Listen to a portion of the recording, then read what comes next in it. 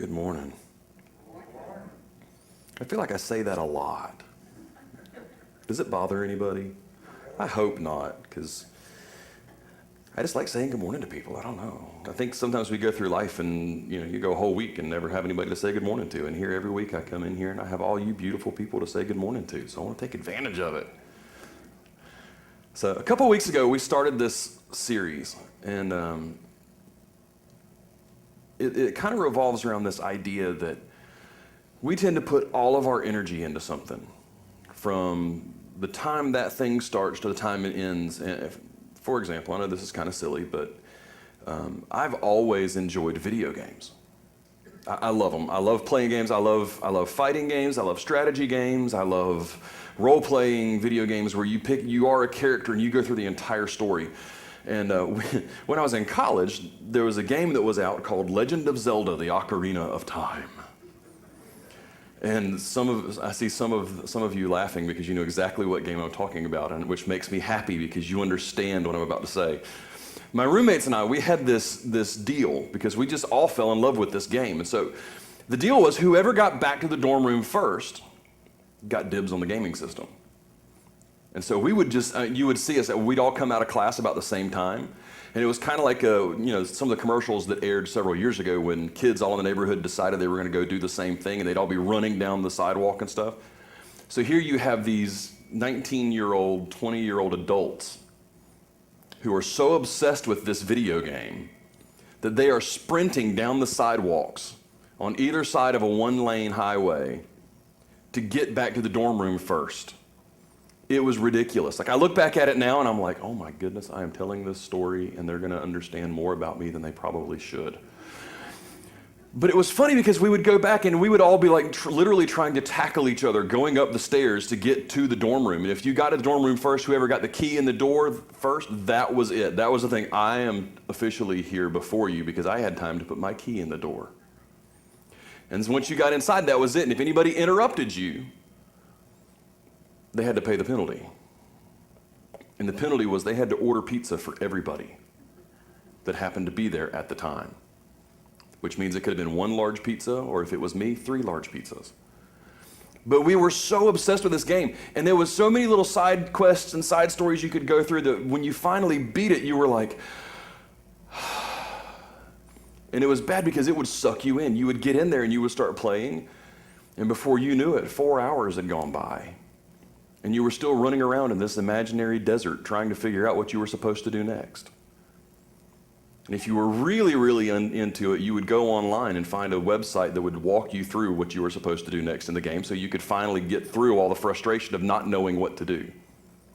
And then when it was over and the game ended and you beat the last boss and it said, congratulations, you've won, you're like, well, now what am I supposed to do with the rest of my life? What do I do now? I now have about 38 hours a week that have opened up that I have no idea what I'm supposed to do with, and we all know I'm not going to study. And Mom, if you're watching, I did study. Maybe not as much as I should have. But, we go through this, and regardless of what it is, we all have this thing that we put all of our attention into, whether it's sports, whether it's our family, whether it's our job, whether it's a hobby, whether it's whatever. There is something that we all put all of our energy into. And we go at it as hard as we can so that we can accomplish what we set out to do, and we get to that place, and then it's over. Baseball season ends. Football season ends. Soccer season ends. Your kids grow up, they're out of the house, and it's just you and your husband. Or your job, you finally reach the top level, the top tier of what you're trying to get to, and you look at it, there's nowhere else to go, and you do the same thing we all do. You say, well, now what?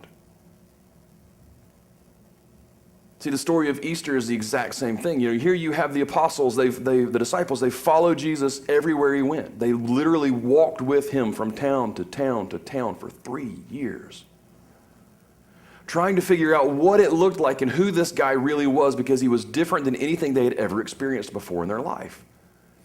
They followed him around. They watched him do things that no human being should be able to do. They watched him do things like make someone who had been paralyzed from birth and unable to move around on their own get strength in their legs and be able to walk around without any help.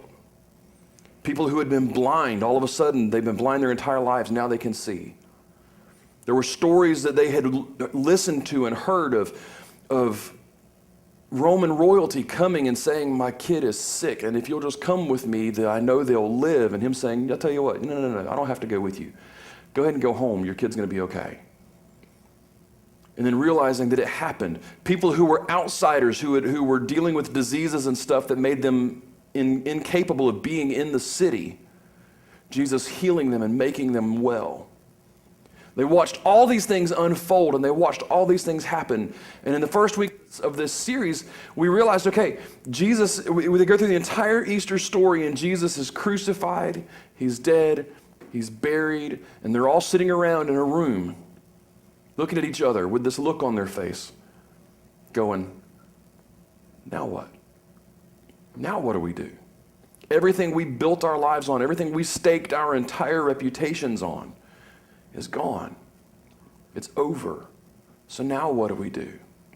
And we started this whole thing off by saying, you know what, that question is very, very real. We ask it all the time about everything we do in life. And as Christians, we hear the story of Easter and we see the resurrection and we look at it and we say, okay, that's great, but now what?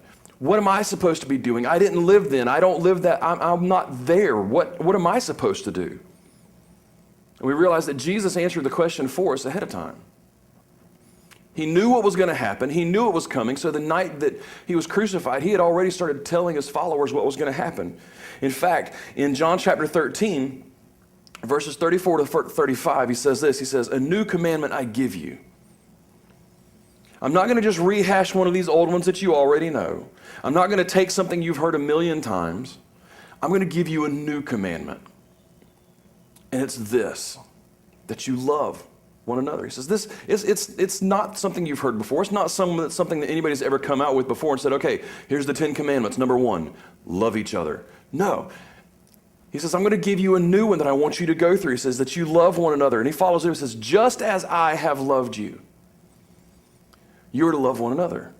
He says, the same way that I've loved you, all the things that I've done for you, all the things that you've seen me do, that's how I want you to love one another. And he says, and why is this so important? Why in the world would I say a new commandment I give you that you love one another as I've loved you? He said, because by this thing, by the way that you love each other, by the way that you handle this, people will know that you're my disciples. And he follows it back up again by reiterating what he said, if you love one another. He says, a new commandment I give you, you're my disciples. As a disciple, you're supposed to become the embodiment of everything that I teach. You're supposed to reflect me. So a new commandment I'm giving you. The same things that I have done for you, reflect that for each other. We closed out the first week by saying this. It's as simple as this. We are supposed to reflect Jesus like the moon reflects the sun. In and of itself, the moon has no way of lighting itself up. It needs a source to be able to give it the light that we see at night. Without the sun, the moon is nothing special.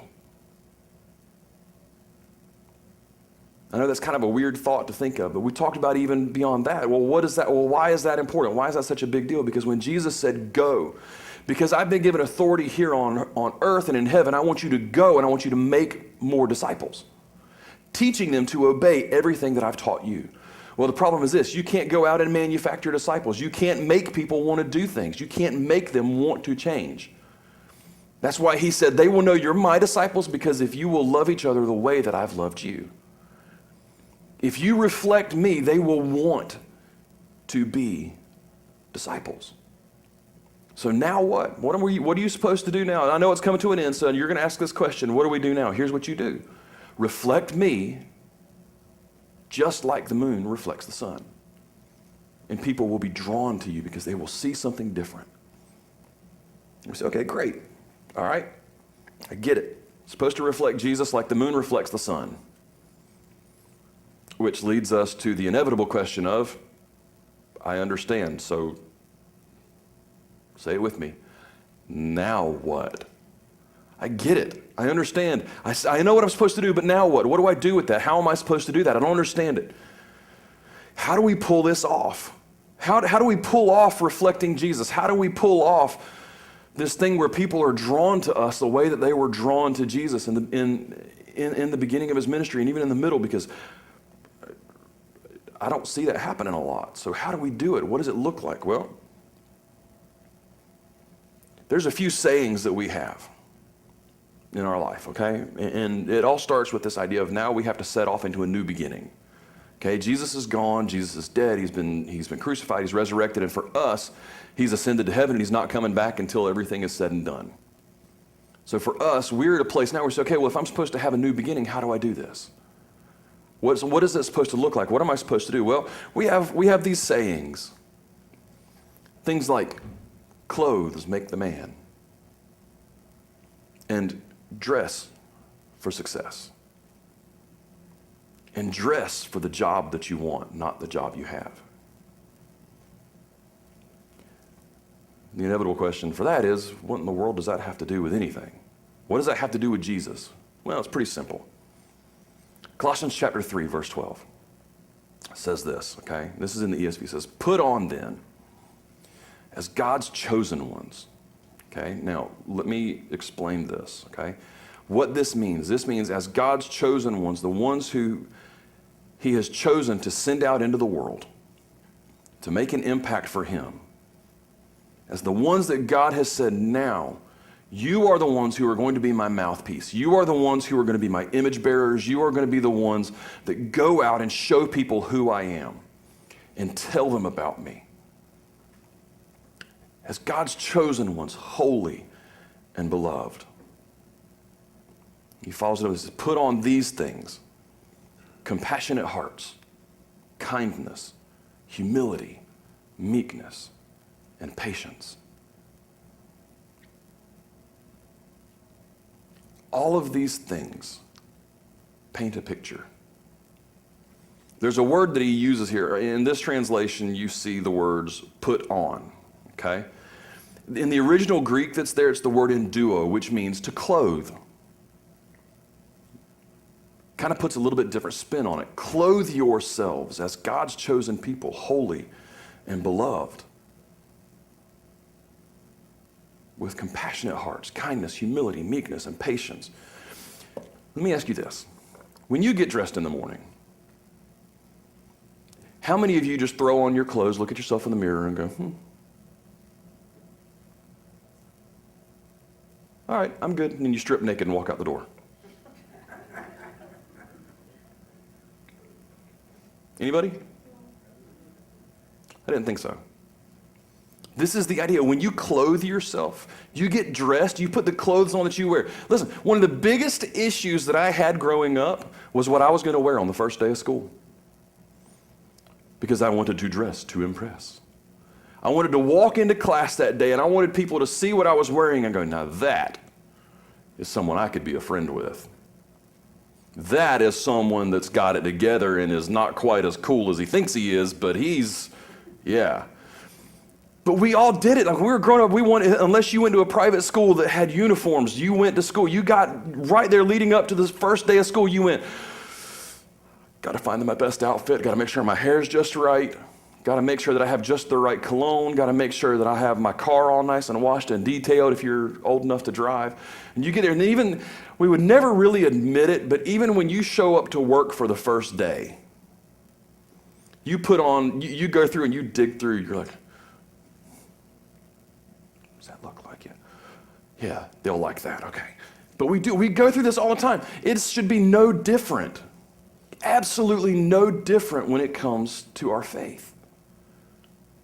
When we walk out of the door, if we look at it in terms of, you know what? This is my job now. This is what Jesus has called me to. Jesus has called me to make disciples. He has called me to tell people about him. So I want people to see me and go, you know what? That looks like someone I could be friends with. That looks like someone who may possibly have it together a little bit better than I do. When Paul is writing here to the church in Colossae, he says, listen, I want you to understand something. You, personally, you are someone who was chosen by God that he loves dearly. And as a result of that, if you're going to make disciples, then clothe yourself. Put these things on. Don't just put them on and then walk out the door after you've done your Bible reading or you've prayed or you've gone to church. Clothe yourself in these things so that when you walk out the door, you don't have to ask the question of, well, now what do I do? Jesus isn't here anymore. Now when you wake up, you can go, okay, so now what do I do? Okay, great. I'm supposed to clothe myself with a compassionate heart, with kindness, with meekness and gentleness, and all of these things. Well, what in the world does that look like?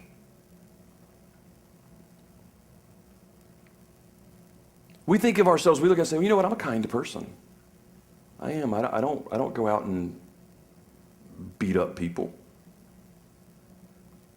But let me ask you this, are the thoughts that you have kind towards people? It may not come out of your mouth. But some of the things that Jesus talked about, he said, even if you've thought it, you may as well have done it. Is there kindness rooted in your mind before you say something, before you do something? Do you literally stop yourself for just a second and go, is this kind? Probably not. Because we think about our words, but we don't think about our thoughts. We don't take the time a lot of times to say, is what I'm actually thinking about kind? We think about, is what I'm about to do kind? And is what I'm about to say, is that kind? Or at least I hope you do. I hope you don't just always say what comes to mind without filtering it first. And what about compassion? What is compassion? He says, he leads off with it. He says, clothe yourself with compassionate hearts. When you look at the idea of compassion in the Bible, it doesn't mean just what we think it does. We think of compassion as, oh, my heart breaks for you. I feel what you're going through. When we see Jesus exhibiting compassion in the scripture, we see that Jesus comes across the sea at one point, and a crowd of people have come around, and it says that he gets out. He's gone over specifically to rest, okay? He's gone across because he's going to take a nap. He's going to just chill for a little while and go, you know what, I'm exhausted. And it says he gets out of it, he looks up, and he sees the crowd of people, and he has compassion on them because they're like sheep without a shepherd. He's exhausted, he's tired, but he had compassion on them. And he stepped out of the boat and he began to teach them. And a little bit later, his disciples came and said, hey, listen, Jesus, these guys are hungry. You probably need to send them away. And he said, no. We see their need. And because we see it, we're going to do something about it. We're not just going to let them stay where they're at. We're going to fix the problem. We're going to give them the means. We're going to do something about this. We may not be able to completely do it, but we're going to do something. This is the idea of compassion in the Bible. Compassion in the Bible is this idea of seeing a need and then doing something. It's not just looking around and going, oh, gee, they're hungry. Somebody really should do something about that. Some of you in this room, I love it because you embody this. Because you look at it and you say, you know what, they're hungry. And then you show up 10 minutes later and you've got an entire feast in front of you. And then they eat and they're like, are you still hungry? Are you still hungry? No, I'm full. Are you sure? You look like you could eat a couple more bites. No, seriously, if I eat anything else, I'm going to explode. Are you sure? Because you look like you might still be hungry.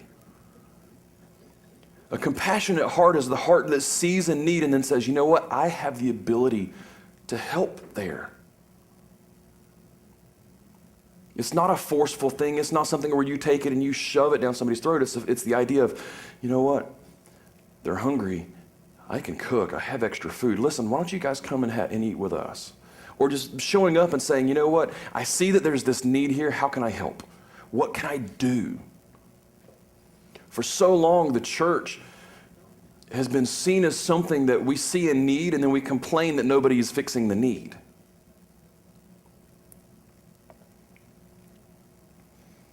This idea of humility. How many of you would classify, and you don't have to raise your hands because that would just completely negate the question. How many of you would consider yourselves to be humble people? I saw one person raise their hand, and I was expecting that one.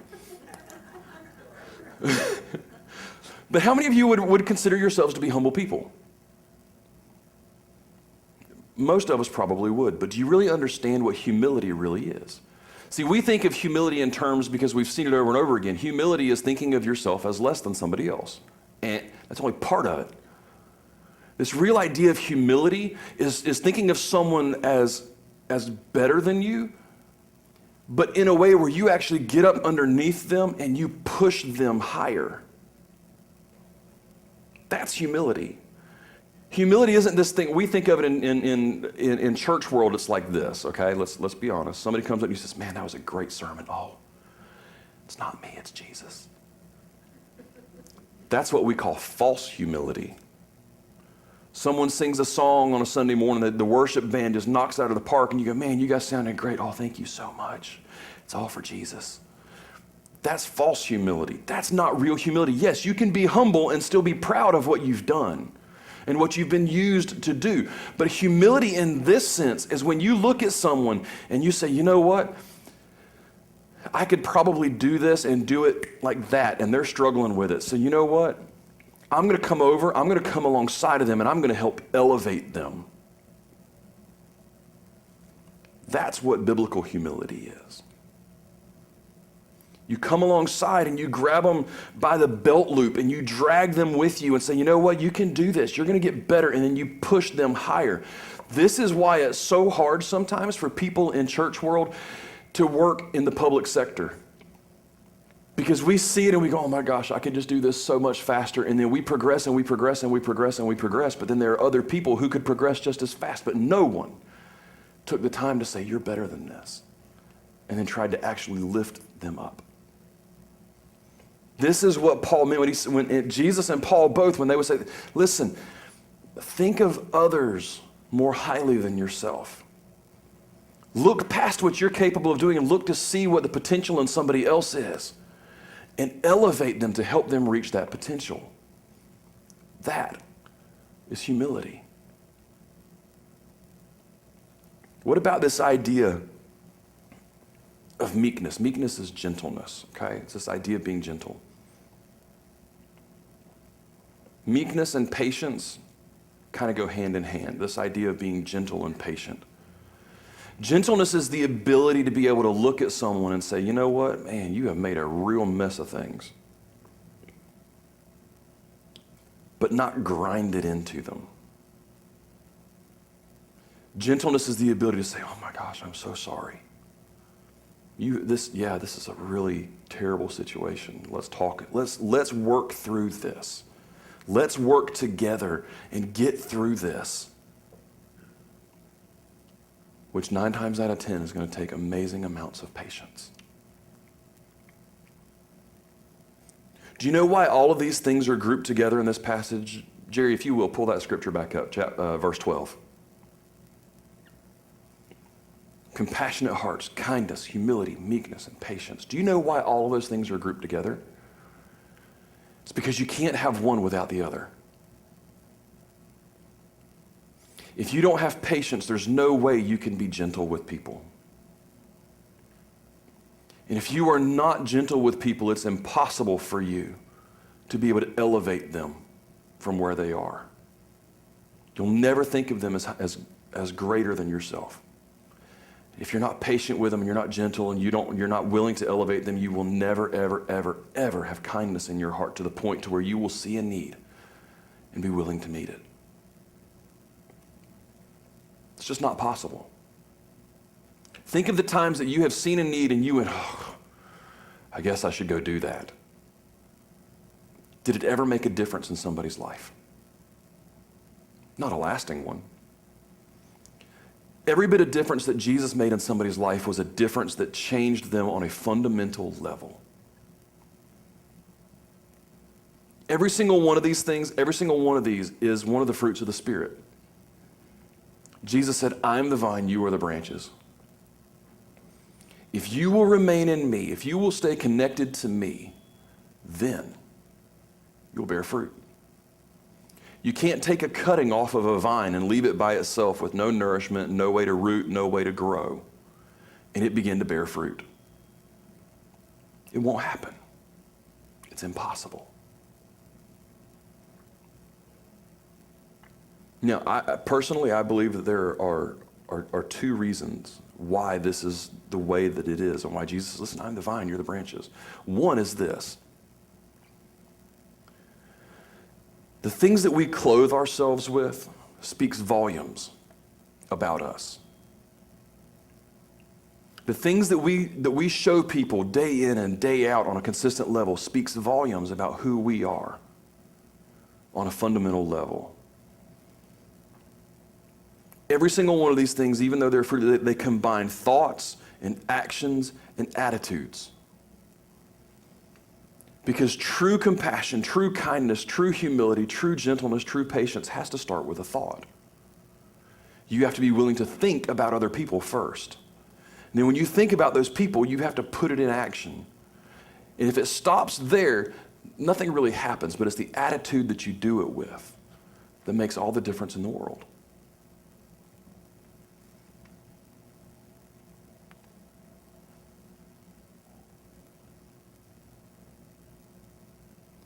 Guys, let's talk about men for a second. These things, we are real good at some of them. We're real good at some of these. We see a need and we jump into fix-it mode. Your wife, your girlfriend, whatever, is having a bad day. She's just kind of telling you what's going on. Well, sweetheart, let me tell you how to fix that. If you haven't figured it out yet, just a word to the wise. That's not what they want. They don't want you to fix it. They just want you to listen. They want you to show kindness and gentleness and patience and humility. Because even though we want to believe that we can fix the problem, odds are you can't. And you need to push them to a place where they can hold their head above water while they work through it.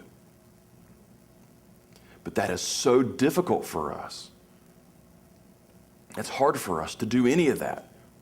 Ladies, oh my goodness. Honestly, you guys have a much, much better time with this list. Yeah, we all struggle with them. But you guys, oh my goodness. I have met more women in my life who have this down to a science. They see a need for their kids and they run out and they take care of it. And they might grumble and complain a little bit. But because of the kindness they have, they hold it inside because they don't want to shatter the spirit of their child. And you exhibit humility in levels that I could never dream of. Because you push your kids. You push them to be better. You lift them up. You hold them accountable, and you push them up in a way that you do it in the most gentle way you possibly can.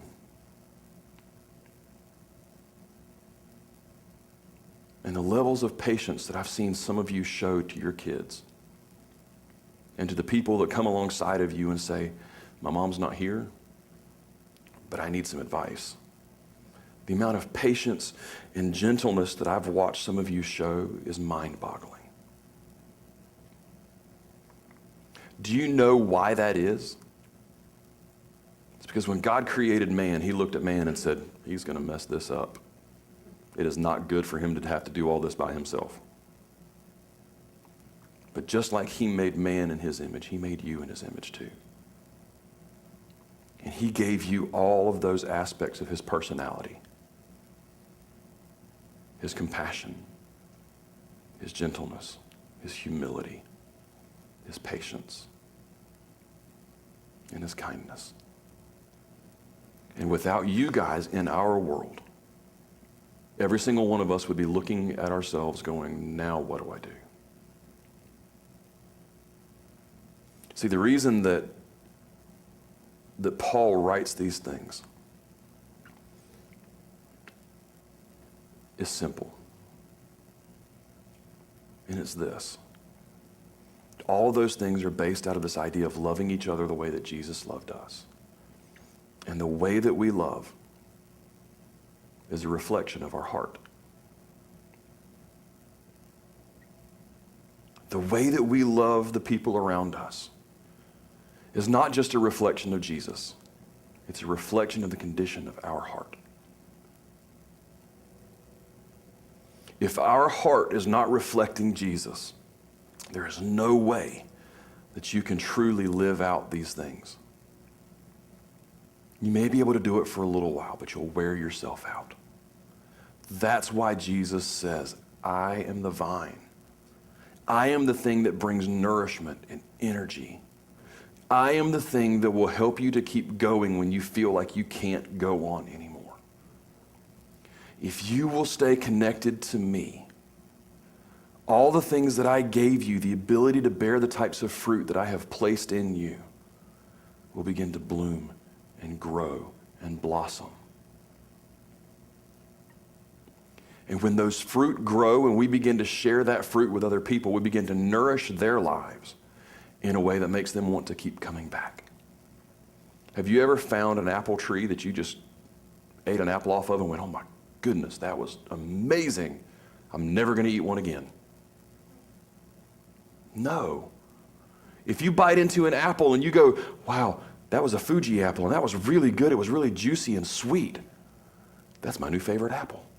You're going to keep going back and looking for that same apple. And then when you find one that's kind of like it, but it's not quite the same, you're going to look at it and go, that wasn't right. You always go back for the fruit that you like. You always go back for the fruit that leaves you feeling refreshed and energized and nourished. That is how people become disciples. The fruit that we put out, they grab a hold of and they keep saying, I want to come back to that. I want to keep coming back to that. I'm going to go back to that. And if we don't keep coming back to the source of the fruit, we'll start giving them bad fruit and it'll push them away.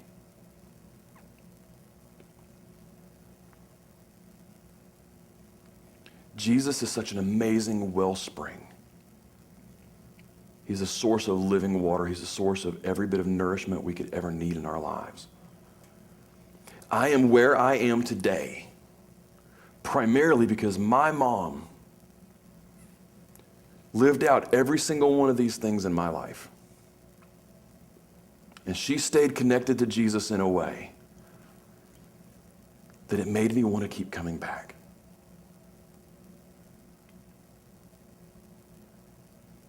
As Christians, this is so vitally important for us. But for you moms, this is light years more important. Because God created you specifically with an abundance of these things. And if you stay connected to it, the people that look to you as mom, whether they're your biological children or not, will be so much more refreshed and nourished spiritually than you can imagine. And they will continue to come back to the well over and over and over again. And they may not even know why. But they'll come back and they'll keep coming back and they'll keep coming back until eventually the conversation happens where they say, why do I keep coming back to you? Why do I feel so much better about myself when I walk away? And you can look your kids in the eye. You can look the person you mentor in the eye. You can look that person in the eye that is at work with you. You can look them in the eye and say, it's not me. It's Jesus.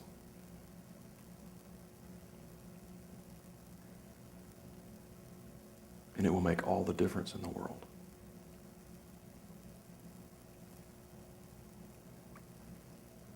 Let me ask you a question. Which one of these things do you struggle with the most? Men and women, which one do you struggle with the most? Is it compassion? Is it humility? Is it kindness? Is it gentleness? Maybe it's patience. Which one is it? Whichever one it is, I guarantee you, the closer you allow yourself to get to Jesus, the stronger you will become in every area. In just a second, Blake and Christian are going to come. They're going to sing one more song. And I want you to think. I want you to stop and ask yourself, when was the last time that I went to the well? When was the last time that I allowed myself to be connected to Jesus in a way that it made a difference?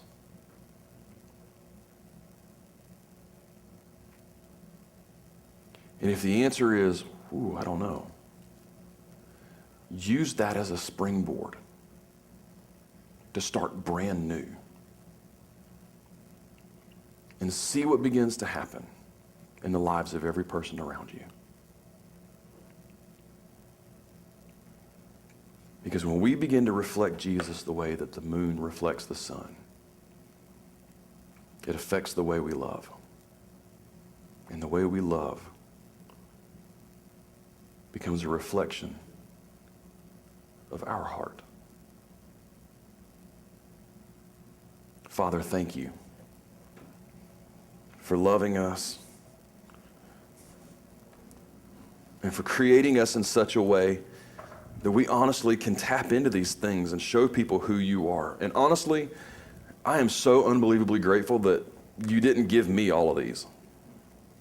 I'm so thankful that you placed my mom in my life, or placed me in her life, really.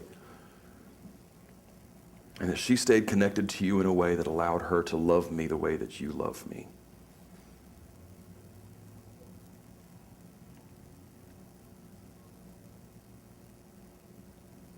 Father, I pray in these next few minutes, I pray that you'll help us to be honest with ourselves.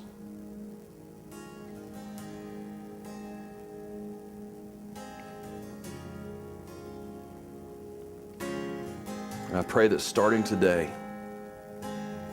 if we haven't been already, that we will begin to over and over and over come back to the well.